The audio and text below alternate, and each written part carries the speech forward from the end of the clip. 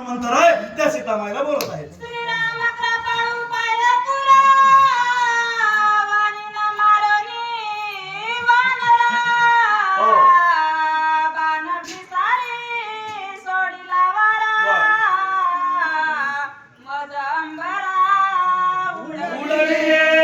काय केलं? कारण श्रीराम कसा आहे? कृपाळू आहे.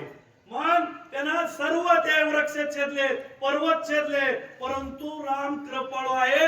मला त्यानं वानराला मारलं नाही. रामानं काय केलं? त्या बाणावर नुसतं पिशारा म्हणजे वारा सोडला आणि वारा सोडून या वानराला अंबरामध्ये म्हणजे आकाशात उडवलं. इतकी ताकद मी जर बघायला गेलो त्यावेळेस रामानं दाखविली सीतामाय. असा तो हनुमंतराय त्या सीतेला बोलत आहे. म्हणतात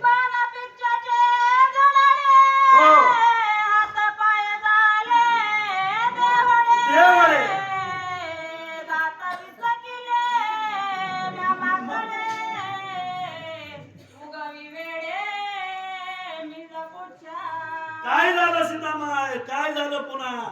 ज्या वेळेस त्या बाणाच्या पिसाऱ्याने मी आकाशामध्ये उडालो त्यावेळेस माझे हात पाय कसे झाले? वाकडे झाले आणि माकडाचे चाळे करायला सुरुवात केली. दात इचकाय लागलो. अशी परिस्थिती माझी झाली सीतामाय. अशी परिस्थिती तो हनुमंतराय त्या ठिकाणी सीतामाईला सांगत आहे.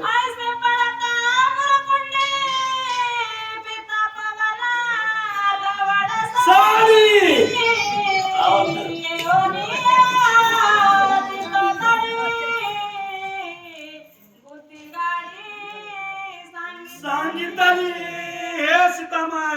ज्या वेळेस माझी अशी मुरकुंडी पडली आणि पडल्या वेळेस कधी भी लेकराची कीव कुणाला येते व माय बापालाच येते. आणि तशी माझी कीव माझ्या वडिलाला म्हणजे पवन या वडिलाला कीव आली. आणि कीव आली नंतर माझे वडील माझ्या जवळ आले आणि येऊन एक बुद्धी सांगितली. काय बुद्धी सांगितली ऐका जरा. असा तो हनुमंत त्या ठिकाणी सीतामाईला म्हणत आहे.